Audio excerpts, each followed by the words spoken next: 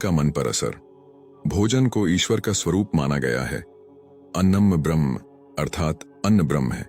प्राचीन लोकोक्ति है, जैसा खाए अन्न वैसा हुए मन। हमारे अन्न का सीधा और सबसे ज्यादा प्रभाव हमारे शारीरिक स्वास्थ्य पर ही नहीं, मन और स्वभाव पर भी पड़ता है। इसलिए हम क्या भोजन कर रहे हैं, कब कर रहे हैं और कैसे कर रहे हैं, और जिस धन से भोजन खरीदा वह कैसे कमाया गया है, इन सब का भी बहुत गहरा प्रभाव पड़ता है। ये तो हम सब जानते हैं कि अन्न का मन पर क्या असर होता है। इस उदाहरण से हम समझ सकते हैं। 3 महीने का प्रयोग करके देखें कि सात्विक अन्न खाने से अपने आप मन में बदलाव होने लगेगा, क्योंकि जैसा अन्न वैसा मन। सात्विक अन्न सिर्फ शाकाहारी भोजन नहीं, बल्कि परमात्मा की याद में बनाया गया भोजन है। गुस्से से अगर खाना बनाया गया है, उसे सात्विक अन्न नहीं कहेंगे। इसलिए महिलाएं कभी भी नाराज परेशान स्थिति में खाना ना बनाएं। किसी को डांट दो, गुस्सा कर दो और बोलो जाके खाना बनाओ। खाना तो हाथ बना रहा है, मन क्या कर रहा है? अंदर मन तो लगातार चिंता कर रहा है। तो वो सारे वाइब्रेशन खाने के अंदर जा रहे हैं। 3 प्रकार का भोजन होता है। 1, जो हम भोजनालय में खाना खाते हैं। 2, जो घर में मां बनाती है। और तीसरा, जो हम मंदिर और गुरुद्वारे में खाते हैं। तीनों के वाइब्रेशन अलग अलग होती है। पहला, जो रेस्टोरेंट में खाना बनाते हैं उनके वाइब्रेशन कैसे होते हैं? आप खाओ और हम कमाएं।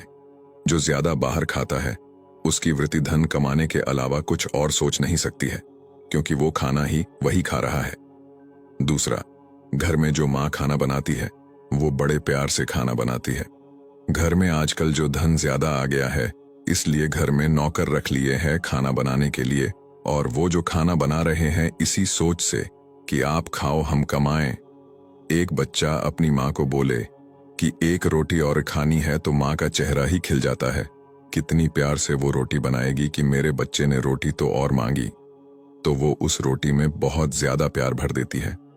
अगर आप अपने नौकर को बोलो 1 रोटी और खानी है, वो सोचेगा रोज 2 रोटी खाते हैं, आज 1 और चाहिए, आज ज्यादा भूख लगी है, अब तो आटा भी खत्म हो गया, अब और आटा गूंथना पड़ेगा 1 रोटी के लिए।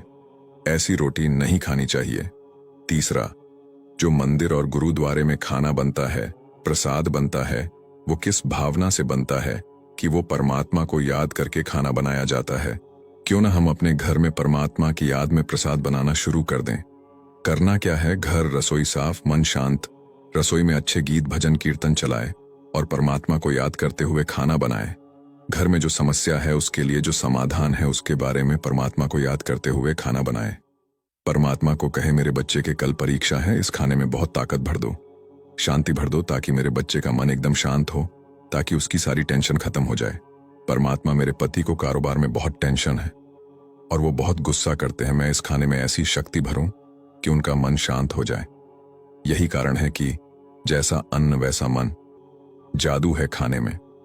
इसलिए कहा जाता है कि किसी को अपना बनाना है तो उसे खाना खिलाना शुरू कर दो, फिर वो आपका हो जाएगा, क्योंकि उसका मन आपके मन से जुड़ जाएगा।